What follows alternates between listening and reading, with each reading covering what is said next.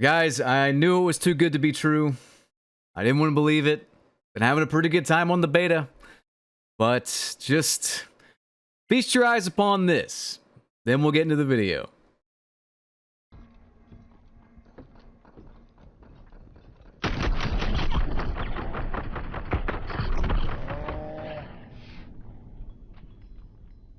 Liam Truth here, the Codfather himself, bringing you another video. You saw it right in the beginning there, and if you don't know what that is, it might look like bad aim, right? On the surface, it might look like bad aim, and God knows I'm having a hell of a time adjusting to this PS5 controller. I don't know how you guys use this piece of garbage. I feel like I'm holding a boomerang with nipples. It's terrible, and it hurts my hands. I had to switch to this PDP whatever, Victrix or something. It's on Amazon. It's a lot better shaped. It's shaped like an Xbox controller, but man, the triggers are so sensitive that I end up firing when I don't want to and ADSing when I don't want to. So it's also a piece of crap, and I'm sending it back, and then the PS5 is going back to being a paperweight as soon as this comes out for PC and Xbox, the beta, I mean. So there's that. But I digress. What you saw in the beginning there, that is aim resist. It's been around, I think, since Black Ops 1. In various Call of Duties, not all of them, I don't think, but it's been around in a lot of them, and it seems it's back in this game. So what it is like, you're trying your hardest to lock onto someone, and it feels like you have a magnet pushing you away from their body, and then when you finally do manage to lock on, like you're shoving your stick as far to the left or the right as you can, when you finally manage to lock on, it shoots past them, and it doesn't actually, like, lock on to their body. This game has less, like Modern Warfare 3 here, has less aim assist, it seems like, than other Call of Duties, like the most recent Call of Duties. But with that said, it's still pretty strong. I mean, it's console aim assist, you know, it's always going to be pretty strong. You can tell the difference. If you've experienced aim resist in the beta, let me know, because this is something that I do not want to see in the full release, but I think it's something to do with lag, so they probably will never fix it.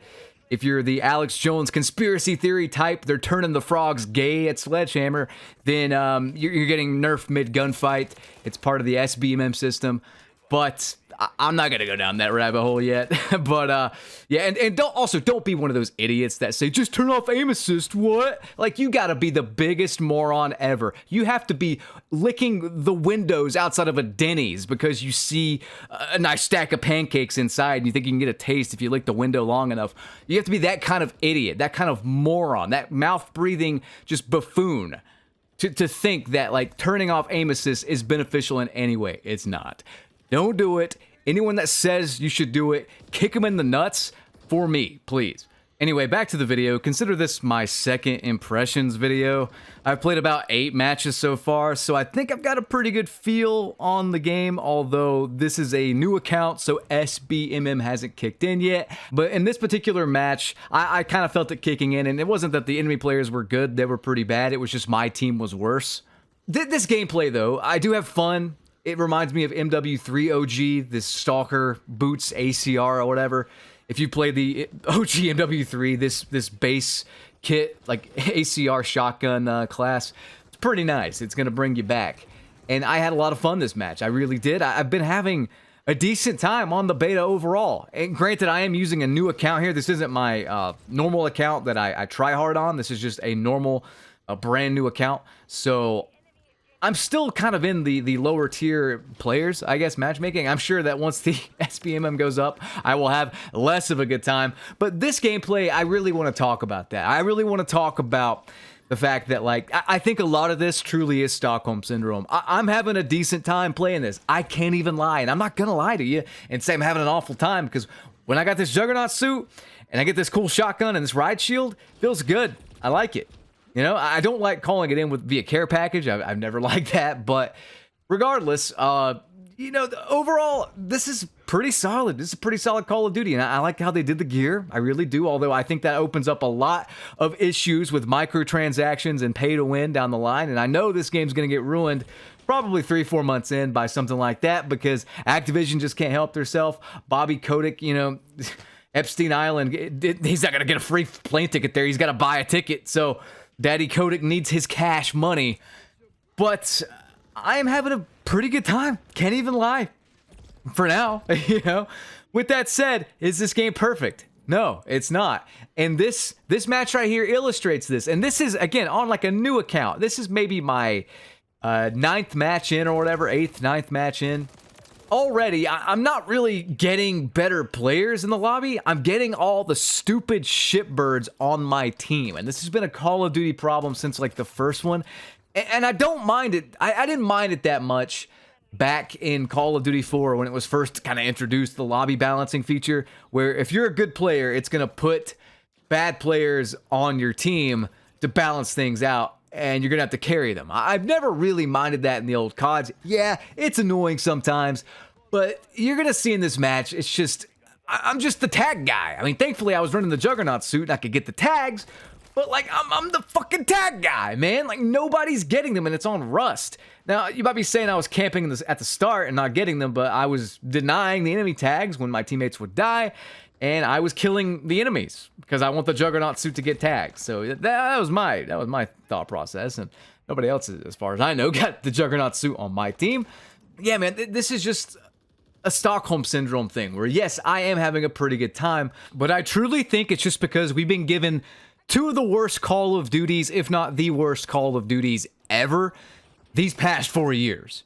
I don't know. I don't know what else to say. And the same problems that plague Cold War, which I think is the best of the bunch, is going to plague this game. I truly believe that. SBMM, glitches and bugs, each individual update, lack of content.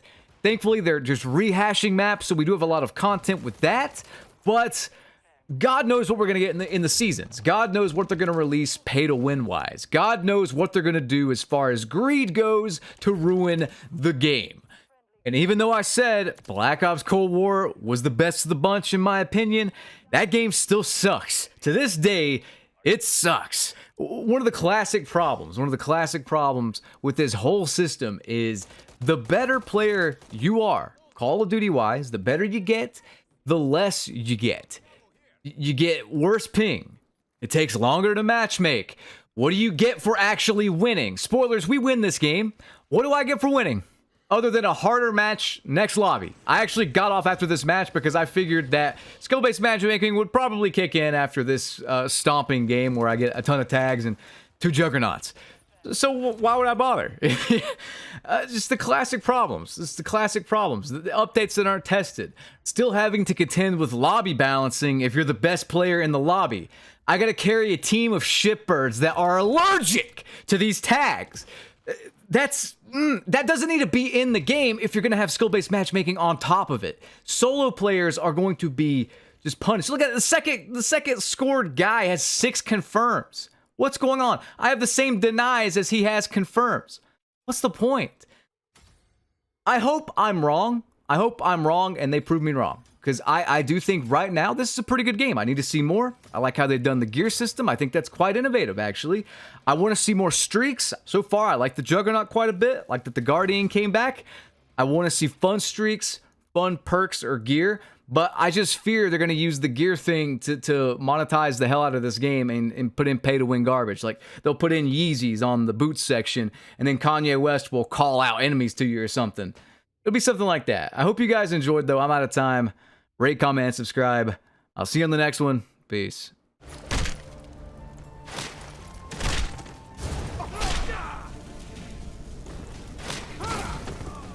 Do some parting advice.